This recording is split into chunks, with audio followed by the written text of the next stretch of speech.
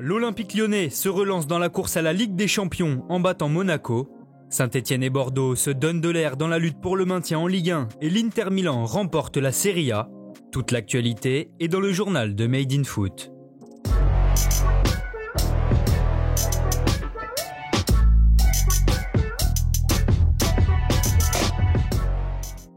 L'OL a de la ressource. Dans l'obligation de gagner hier soir pour continuer à croire à la Ligue des Champions, les Lyonnais, en infériorité numérique, ont renversé l'AS Monaco 3-2. Dominateurs en début de match, les hommes de Garcia se font pourtant surprendre avant la demi-heure de jeu.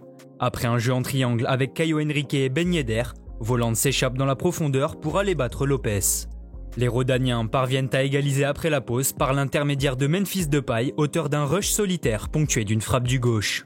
Réduit à 10 après un deuxième carton jaune de Cacré, les Lyonnais prennent l'avantage à 15 minutes du terme grâce à une tête rageuse de Marcelo sur un coup franc de Memphis.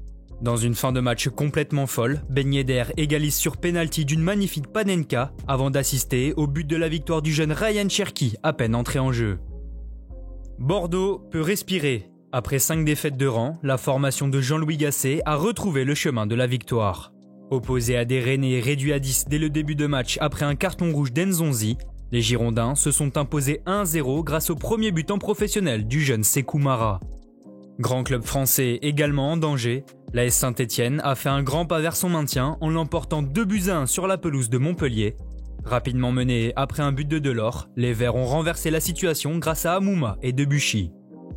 Plus tôt dans l'après-midi, le FC Metz a giflé Dijon 5-1 avec des réalisations de Gay, Sarr, Shafik contre son camp, Wagner et Braun. Autre carton, celui de Nantes à Brest, les Canaries ont surclassé les hommes de Dalloglio 4-1. Simon, Blas, Louza et Koulibaly sont les buteurs jaunes et verts. Deuxième victoire de rang également pour Lorient qui est venu à bout d'Angers 2-0 grâce à Wissa et Lemoine. Enfin, Nîmes fait du surplace. Hier à domicile, les Crocons ont concédé le match nul 2 buts partout face à Reims, malgré des buts de Ripard et Koné.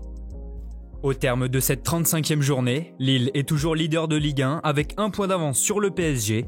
Écarté de la course au titre, Monaco devra batailler avec Lyon, revenu à une longueur pour obtenir sa place en Ligue des Champions. Lens, Marseille et Rennes se disputent toujours à 3 cette qualification à la Ligue Europa. En deuxième partie de tableau, Saint-Etienne a quasiment validé son maintien. Malgré sa victoire, Bordeaux n'est pas encore sauvé car derrière, Lorient et Nantes poussent fort. En Angleterre, la journée d'hier a été marquée par le report du match entre Manchester United et Liverpool. Mécontents de la gestion de leur club, les fans des Red Devils se sont emparés de la pelouse d'Old Trafford pour protester contre les Glazers, ce qui a tout simplement entraîné le report du choc de cette 34e journée.